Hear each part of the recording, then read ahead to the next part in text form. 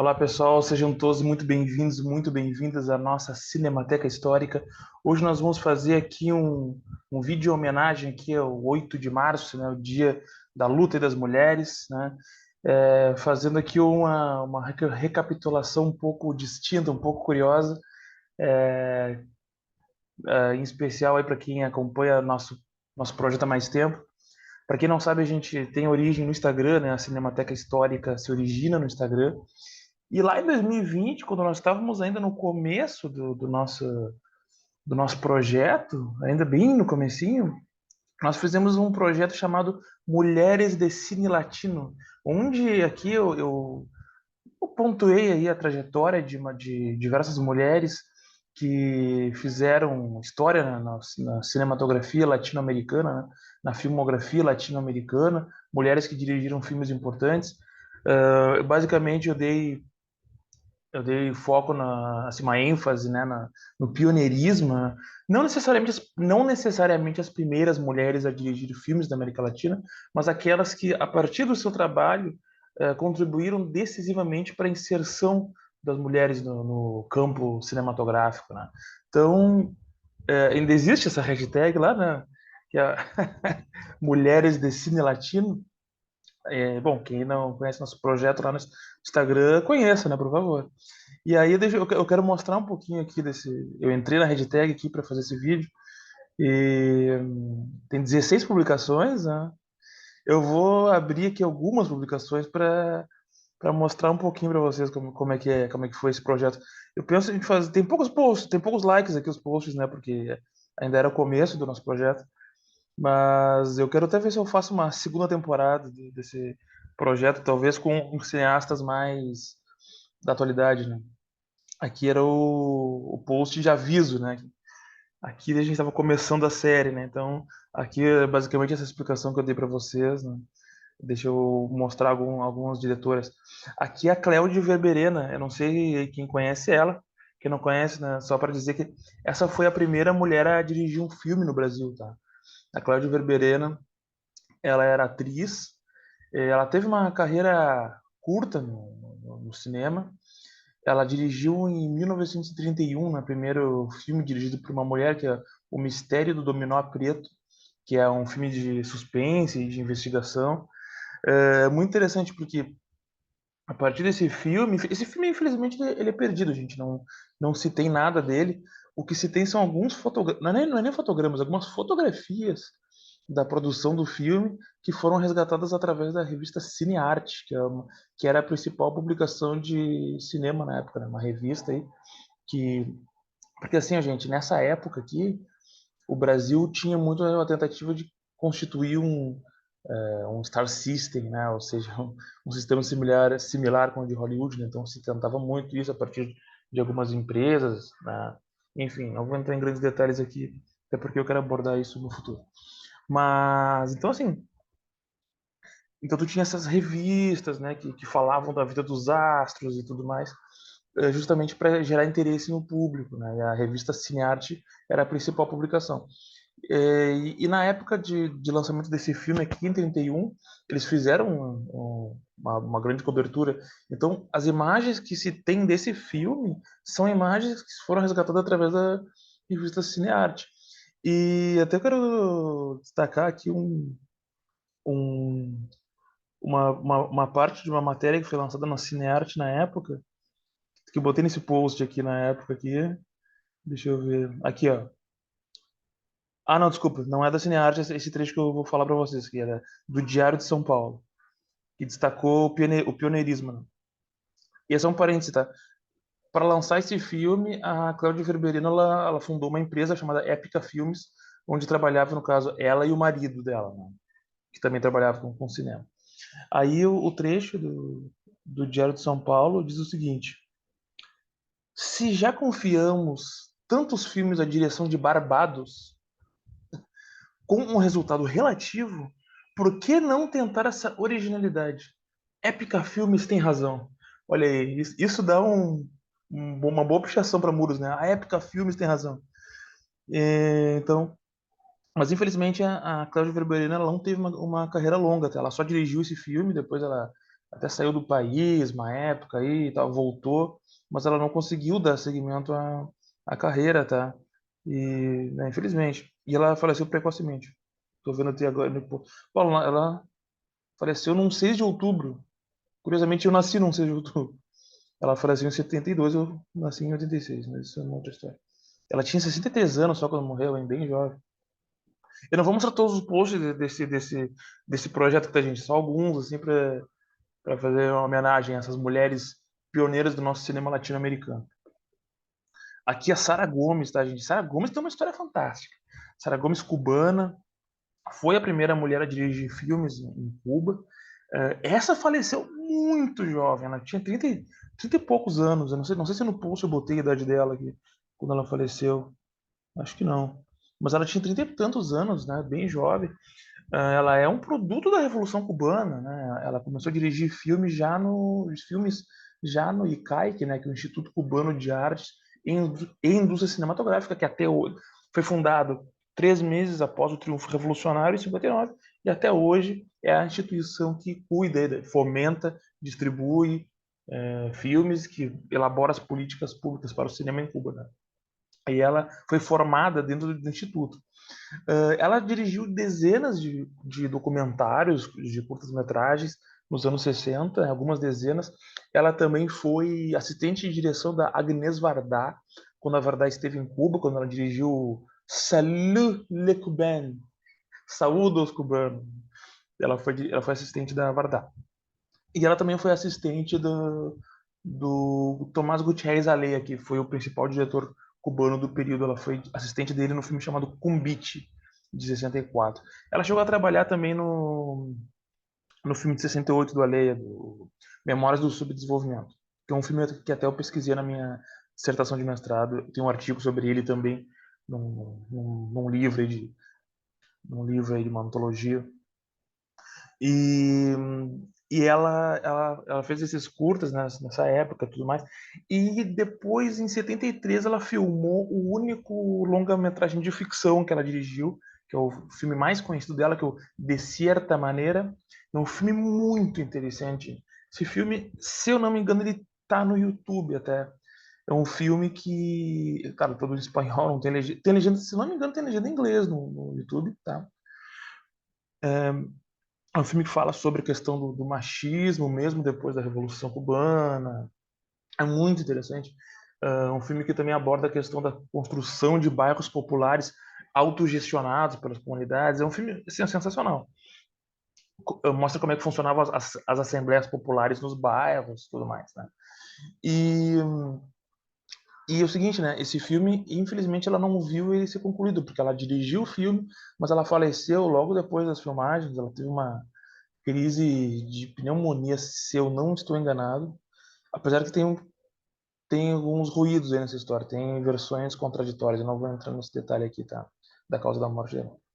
Mas, então, ela filmou em 73 esse filme, e o filme foi lançado só em 77, depois de ter sido montado pelo Tomás Gutierrez Alea e pelo Julio García Espinosa, que é outro grande diretor cubano. Eles se uniram para montar o filme e lançaram ele. Então, felizmente foi lançado póstumamente. Mas a Sarah Gomes, assim, gente, ela é sensacional. Sensacional, sensacional. Os curtas, elas são maravilhosos. Boa parte deles tem no YouTube. Eu vi lá, inclusive, né? E ela, inclusive, ela dizia que as duas principais referências dela, de vida, de tudo, para o cinema, enfim, eram o Franz Fanon e o Glauber Rocha. Então, ela dizia que a cinematografia dela se inspirava nesses dois nomes. E ela foi amiga do Glauber Rocha, isso é bem interessante. Não só ela foi amiga, como quando o Glauber Rocha morou em Cuba uma época, tá, gente? E nessa época, ela ficou muito amiga dele e ela apresentou ele para as religiões afro-cubanas e tudo. Foi uma experiência importante para o Glauber. Vamos passar aqui, mostrar mais uma diretora aqui. Pô, essa aqui, meu Deus, né, gente? Lucrécia Martel. Essa aqui é o seguinte: uma das maiores diretoras mulheres do mundo, Argentina, uma das maiores diretoras da Argentina, né, independente de gênero. Quando eu falo maiores, é em termos de reconhecimento, tá? Assim, a Argentina teve poucas diretoras mulheres antes dos anos 90, tá? Menos que o Brasil, por exemplo. O Brasil teve. O Brasil, assim, por mais que tenha. Não, assim, o Brasil longe de situação de equidade até hoje, né? Mas perto da Argentina, a situação da Argentina é um pouco mais grave nesse sentido, muito embora hoje em dia não mais tanto, mas até essa época sim. E a Lucrécia Martel, ela surge nos anos 90 em um contexto que a gente chama de retomada do novo cine argentino. Então, tu vai ter uma série de cineastas independentes, jovens e tudo mais, né, que vão renovar, vão dar nova cara, uma nova estética para o cinema argentino. E a Lucrécia Martel, ela é produto desse período, né? É a mesma época onde surge outros diretores como Pablo Trapeiro, entre outros, né, aí ela tem uma filmografia relativamente curta, mas todos os filmes dela tiveram grande repercussão. Deixa até eu ver aqui se eu botei as datas dos filmes nesse post. Tem. Nesse contexto tem também o Lisandro Alonso, que é um outro monstro aí do cinema argentino. Em 2001 foi o primeiro longa, porque ela já tinha feito curtas e tudo mais, né? E ela tinha trabalhado em outros filmes também, mas o primeiro longa é de 2001. Então, como eu falei, tem essa retomada nos anos 90, lá no final, no começo de 2000, ela vai lançar o primeiro longa dela, que é o Pântano. Muito bom, gente. Eu recomendo. O filme dela, aí tem que achar outros meios de sejam criativos, né? Não tem no YouTube, tem que dar um jeitinho aí, né? Dá um jeitinho aí de ver esses filmes. Eu não sei se tem em streaming, né? Talvez tenha, mas se não tiver, aí, né? Tem aquele programinha verde lá, talvez vocês conheçam. Mas e ela tem um filme de 2008 que é Uma Mulher Sem Cabeça, La Mujer Sin Cabeça, que é sensacional. É o filme mais premiado dela. É um filme muito, muito bom. E assim, gente, ela foi inclusive presidente do júri do Festival de Cannes há uns 2, 3 anos atrás, tudo mais. Se recusou a receber o Polanski. Não, ela é assim, uma pessoa, né? É uma outra estatura. Aqui a gente está falando de uma gigante de cinema, né? Moralmente também, né? Pô, Polanski, brincadeira, né?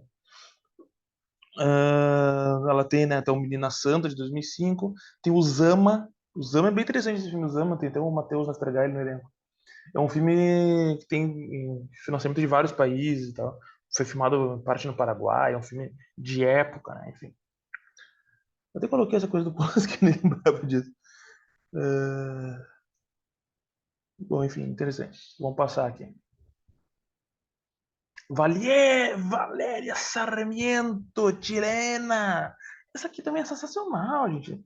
A história da Valéria Sarmiento é muito interessante, porque a Valéria Sarmiento, vejam só. Eu até tô vendo aqui que tem um dado que eu botei no post que eu não lembrava. Eu tô lendo aqui, né, junto com vocês, que no mesmo ano que a Argentina lançou a primeira mulher diretora antes do Brasil, por exemplo, né, que é de 1917, ano da Revolução na Rússia, inclusive. A Argentina lançou uma diretora nesse ano, o Chile três. No Brasil, só em 31, né? A gente teve a Claire de Verberena. Mas enfim, mas foram poucas mulheres diretoras no Chile, tá, gente? Isso eu posso dizer para vocês tranquilamente. Assim, o Chile teve poucas mulheres diretoras no passado, hoje em dia tem mais, né? Mas a Valéria Sarmiento foi uma das primeiras, né? Isso lá nos anos 60 e tudo mais. Ela dirigia documentários, ela chegou a trabalhar na época da Unidade Popular no Chile, fazendo documentários, né? Ela, inclusive, ela foi casada com um outro diretor bem conhecido no Chile, que é o Raul Ruiz, também um dos próceres do cinema da Unidade Popular, cinema da via chilena, como eu prefiro designar. E ela foi embora, né, do Chile, na época do golpe, evidentemente, morou na França, e foi onde ela construiu a carreira dela, né? Basicamente na França. Ela fez os filmes dela. Ela também foi montadora. Na França, ela montou grandes filmes. Na França, se eu não me engano, acho que ela fez mais filmes como montadora do que como diretora. E quando ela voltou pro Chile, ela chegou a voltar pro Chile, ela voltou pro Chile e depois voltou de novo pra França, né? O Raul Ruiz fez a mesma coisa. E quando ela voltou para o Chile, já na abertura, no começo dos anos 90, depois da ditadura do Pinochet, ela foi a primeira mulher a dirigir aí um filme de ficção no Chile. A primeira mulher a fazer um filme de ficção no Chile, né? Que é, deixa eu ver aqui o nome, O nome do filme. Ah, o Amélia Lopes O'Neill, né, que é de 91. Inclusive, esse filme tem atuação do Franco Nero, o italiano Franco Nero, que fez o Django do Sérgio Corbucci. E, aliás, o Franco Nero ele atuou num filme do Miguel Litin, que é um grande cineasta chileno, que eu pesquiso até na minha tese de doutorado. O Franco Nero atuou no Actas de Maruzia, de 75, que é um filme feito no México. E então ela foi a primeira mulher a dirigir um filme de longa-metragem no Chile, só em 91, né, primeiro. E o primeiro filme da carreira dela, o primeiro longa-metragem de ficção, foi o Notre Mariage, que ela fez na França. Então é isso, deixa eu ver aqui. Aqui, ó. Ela dirigiu mais de 18 filmes, ó. Olha aqui, ó, nem lembrava disso, porque, pô, post de 2020, né? Mas, ó, como eu falei antes, ó, ela dirigiu 18 filmes, mas ela montou 34. Então, realmente, ela tem a carreira dela mais como montadora do que como diretora. Interessante. Vou passar aqui. E essas aqui são interessantíssimas. Las Hermanas Elhers. Las Hermanas Elhers. Mexicanas.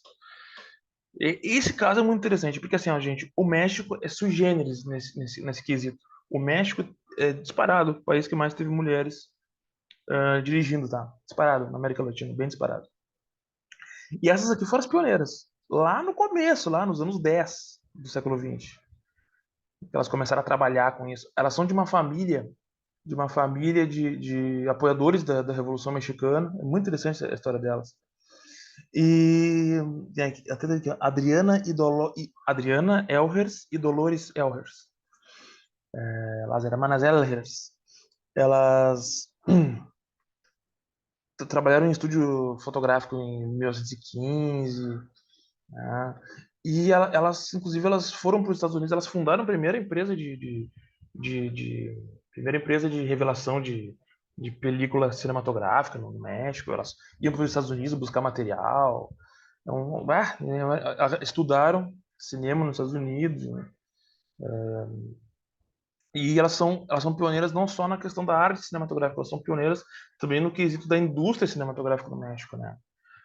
Elas são de Veracruz, no México, e depois elas trabalharam no governo, até elas têm uma biografia um pouco controversa com relação a isso, porque uma delas trabalhou até no setor de censura depois, isso já muitos anos depois, né? Mas elas faziam basicamente documentários, tá, gente? Documentários e cine-jornais. Elas até tinham uma empresa aqui, deixa eu ver se eu acho no post aqui. Qual é o nome da empresa? Revista. Aqui, a revista Elhers. E elas tinham uma empresa chamada Casa Elhers, que era de revelação de películas e tudo mais. Então elas são importantíssimas. E aí, assim, ó, boa parte dos filmes dela, dos documentários delas, eram sobre a história do México.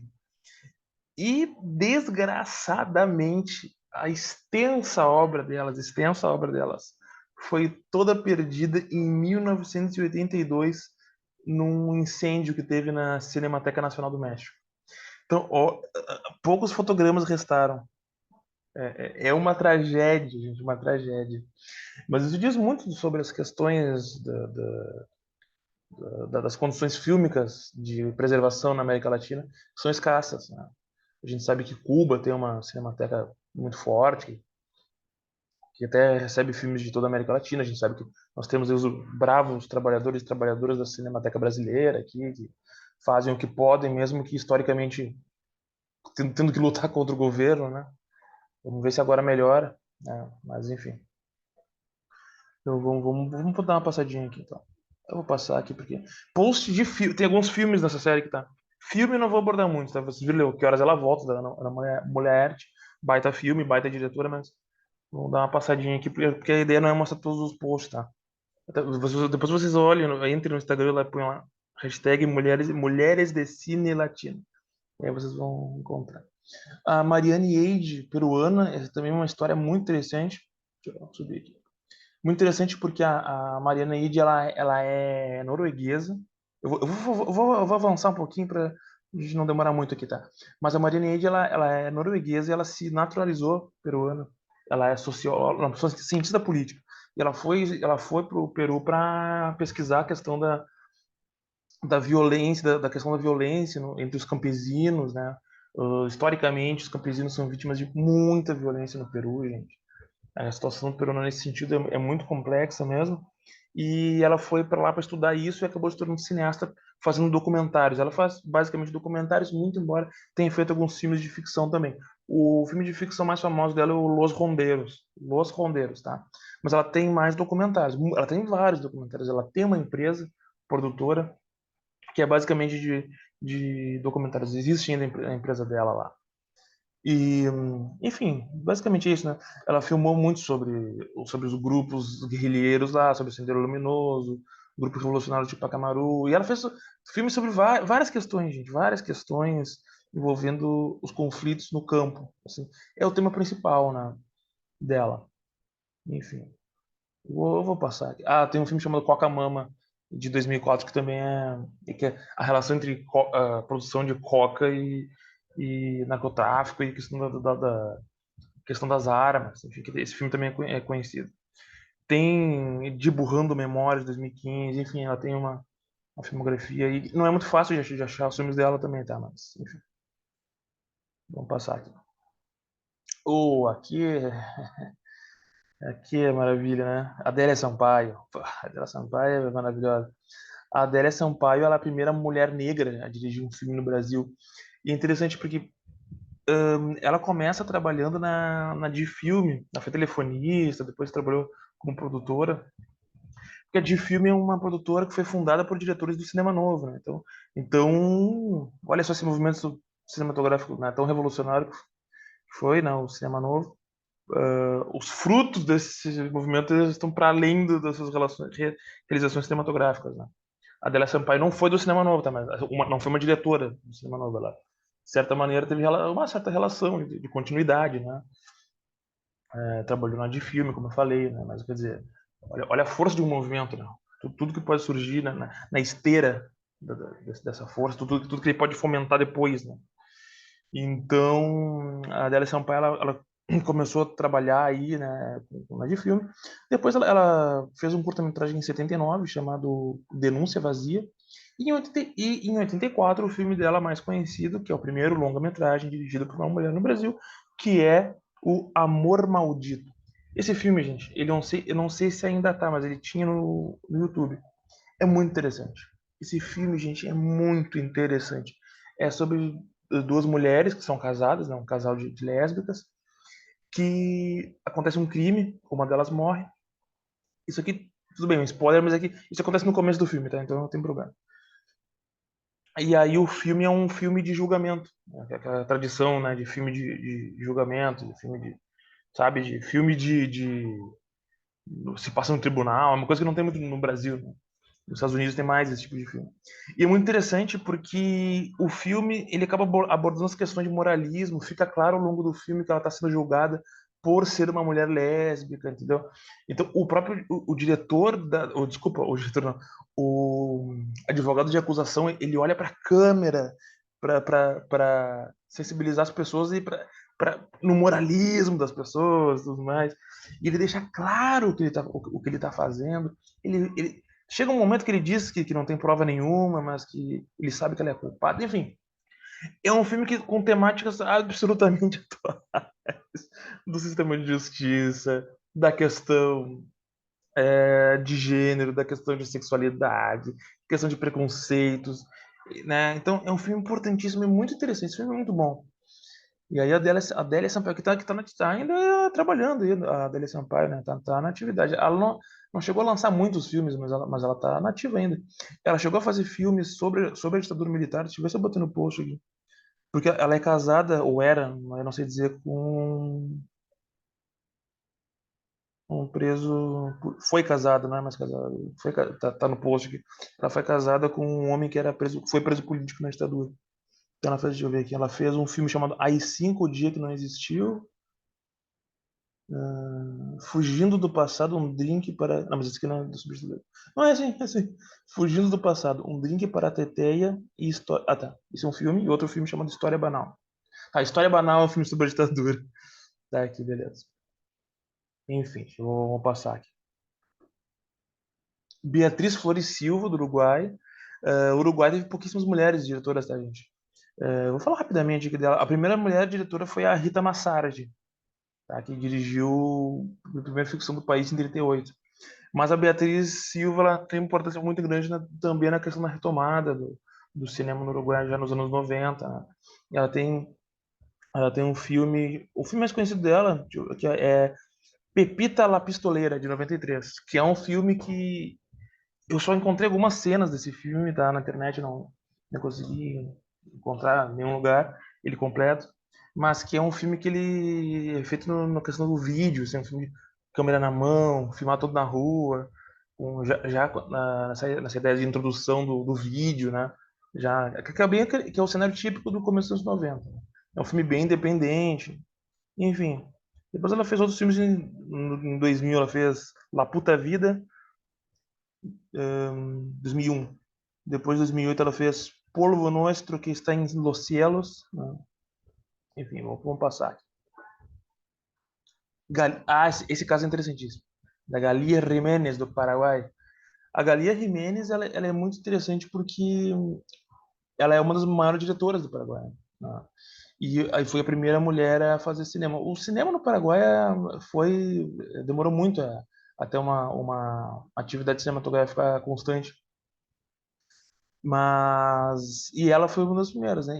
E deixa eu até ver aqui uma coisa. Eu acho que ela foi a primeira diretora a fazer dois filmes em sequência, alguma coisa assim. Isso eu acho que foi. Bom, não tô achando aqui no post, mas enfim. Então, o primeiro filme dela foi em 2002, Maria Escobar, que é baseada numa música popular lá do cancioneiro paraguaio. Enfim, dirigiu o Inverno de Gunter, em 2008, El Azúcar es Naranjo, 2013, Riquíssimo de Helado, de 2017. Teve aqui uma Requiem por um Soldado, que é um filme de história, então eu botei uma imagem aqui do post, né? Olha só esse cartaz, o Inverno de Gigante, olha ali a onça se juntando com o rosto da mulher ali, hein? Beleza, hein? Tá, vamos ver mais um post aqui, acho que daí a gente já pode encerrar o vídeo. Aqui, a Adélia Sampaio, desculpa, Suzana Amaral. Vou pular, tá? Vou ver a Carla Caldeirão Edman. Eu gosto muito da Suzana Amaral, tá?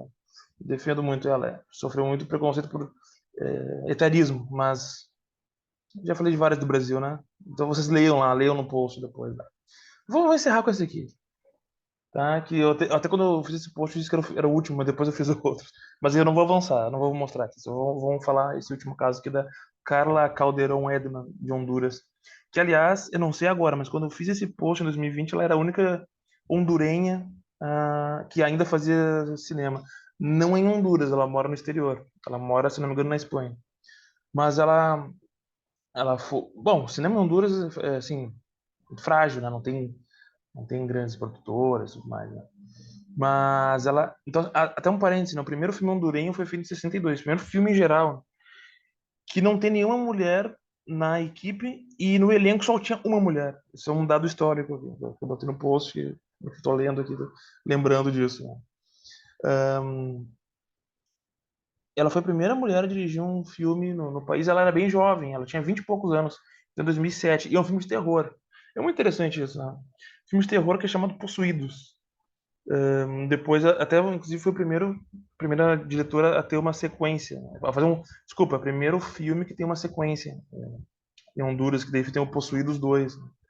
E que eles jogam o Wii. Esse filme também eu só encontrei cenas dele, não encontrei ele inteiro. É bem independente. Assim, é, quando tu vê o filme, tu vê que é um filme bem independente. Assim, que tu vê tu vê as poucas cenas que eu vi, assim, né? Tu vê que se trata de um filme com pouquíssimos recursos financeiros. E a Carla Edman, ela estudou nos Estados Unidos, né? Ela se formou em cinema nos Estados Unidos, trabalhou no México e na Espanha. E nesse filme no Possuídos, é interessante porque é um filme que se trata de uma lenda dos anos 70, que dizem que é uma história real, mas que é de uns jovens que jogam Ouija. Não sei como se fala, aquele joguinho de tabuleiro que é para evocar espíritos. Tá? E aí, bom, um filme de terror, né? Vocês imaginem. E é um filme que também fala muito, o filme trata muito sobre a cultura local. Então esse filme sofreu muita censura da igreja, porque a igreja é muito forte lá, né?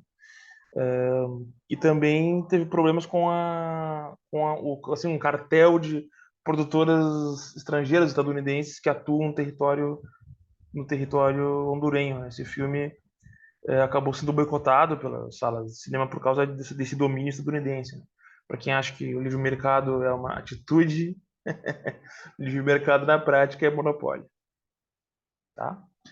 Então, só para dizer aí que as produtoras do livre mercado estadunidense acabaram com o filme da nossa querida Carla Caldeirão Edman, que segue trabalhando até hoje aí no exterior, mas eu até teria que renovar essa informação de 2020. Na época, ela era a única diretora de cinema hondurenha ainda em atividade.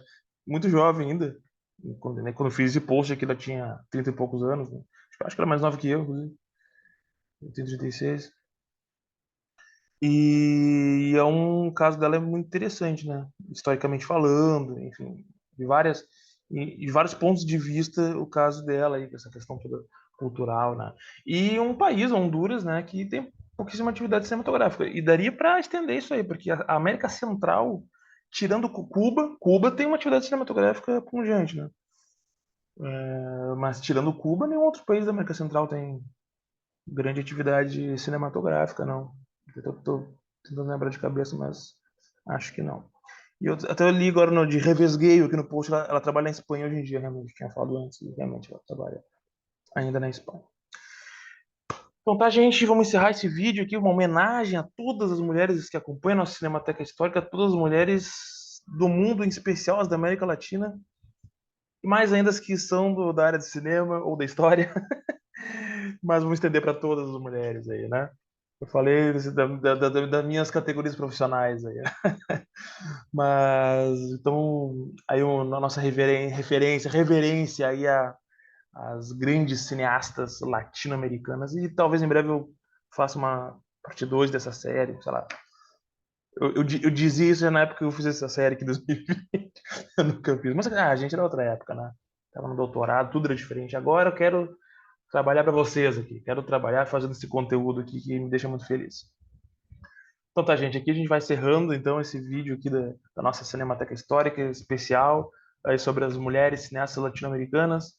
Aí desejar aí atrasado um feliz 8M, porque foi ontem, né, o 8M. Estou gravando no dia 9 aqui, não pude gravar ontem, mas então desejar aí uma excelente semana e uma grande luta para todas aí vocês, tá bom? Nos vemos. Até mais. Tchau.